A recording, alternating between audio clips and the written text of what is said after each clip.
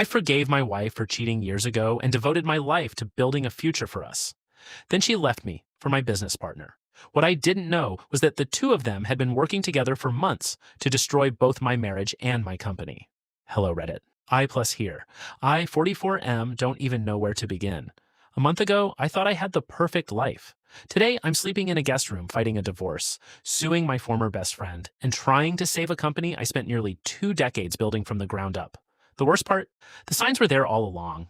I just didn't want to see them. Back when I was 22, I met my wife, Megan, 41F, during our final year at university. At the time, she was dating another guy from campus, a popular athlete everyone seemed to admire. After graduation, they broke up when he moved overseas. Megan and I became friends afterward. She was funny, charming, and had this way of making people feel like they were the only person in the room. A year later, we started dating. Then 6 months into our relationship, I found out she'd slept with a coworker during a company retreat. I was crushed. I remember sitting in my car outside her apartment for nearly 3 hours trying to figure out what I'd done wrong. When I confronted her, she admitted everything. She cried, she begged, she promised it was a terrible mistake. Every friend I had told me to leave, every single one. But I didn't. I convinced myself people could change. Eventually, I forgave her. Looking back now, that was probably the most expensive decision of my life. Still, things seemed good afterward. We got married, bought a small starter home, started building a future together. While Megan worked administrative jobs, I threw myself into launching an electrical contracting business. The first 5 years were brutal. There were weeks I barely slept. I handled estimates during the day and job sites at night. More than once I wondered if I was going bankrupt. But somehow it worked. Slowly. Painfully. The company grew. Then came Ryan, 46 million. Ryan was introduced through a networking event. He owned several commercial properties and had connections I could only dream about. We became friends almost immediately. Within 2 years, he invested in my company and became a minority partner. I trusted him completely.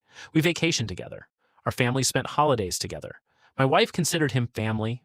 I considered him a brother. The business exploded after he joined. By 40, I'd achieved everything I'd ever wanted. We owned a lakefront house. Megan drove a luxury SUV. We traveled internationally. Our kids attended private schools. Whenever Megan wanted something, I found a way to make it happen. I genuinely believed we were happy. Then last year, things started changing. Megan became distant. She suddenly started caring a lot more about her appearance. New clothes, new gym membership, new perfume. She was always smiling at her phone. Whenever I walked into a room, she'd lock the screen. I noticed. But I ignored it. Because I trusted her. And because I trusted Ryan. That was my mistake. About 6 weeks ago, one of my senior project managers approached me privately. He looked nervous. He asked if Ryan and Megan were having some kind of business arrangement. I laughed. Then he showed me photos. My wife and my best friend having dinner together, holding hands, kissing, walking into a hotel. I felt physically sick. I couldn't breathe. 17 years, gone in 5 seconds. That night I confronted Megan. At first she denied everything. Then she blamed me. Then she admitted it. They'd been together for almost 2 years. 2 years, while attending family barbecues, while sitting across from me at Christmas dinner, while watching my kids open birthday presents. For 2 years, they looked me in the eye and lied. Then came the real bombshell. Megan wasn't just having an affair. She was leaving me. For him. The next morning, I confronted Ryan at the office. I expected guilt, shame, something. Instead, he smirked. Actually smirked. He told me Megan deserved someone who prioritized her. He said I cared more about my company than my marriage. Then he informed me he planned to buy me out once the divorce was finalized.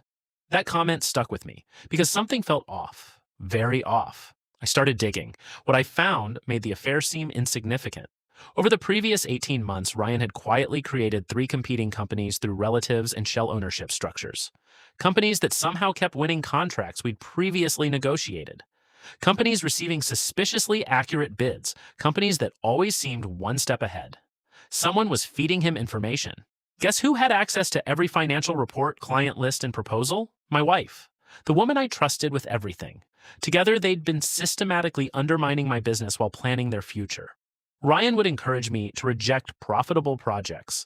Then one of his hidden companies would take them. He'd advise delaying expansions, then secretly invest elsewhere. The entire time, he was positioning himself to weaken my company enough to take control. And Megan helped him do it. I felt like the biggest idiot on earth, but karma showed up faster than I expected. My attorneys uncovered emails, thousands of them, deleted messages, financial transfers, internal documents, everything. Turns out they weren't nearly as smart as they thought. The evidence was overwhelming. My legal team immediately filed claims for breach of fiduciary duty, corporate theft, and business interference. Then, something even better happened. Several of Ryan's hidden investors found out what he'd been doing. Within days, they started pulling out. Banks began asking questions, contracts were frozen, investigations started.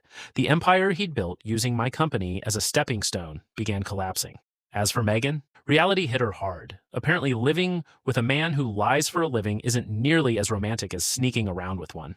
3 weeks after moving into Ryan's penthouse, she called me crying. She said she'd made a mistake.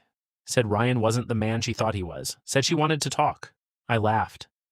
Not because it was funny, because after everything she'd done, she still believed I would rescue her. The same way I did when she cheated the first time. The same way I always had.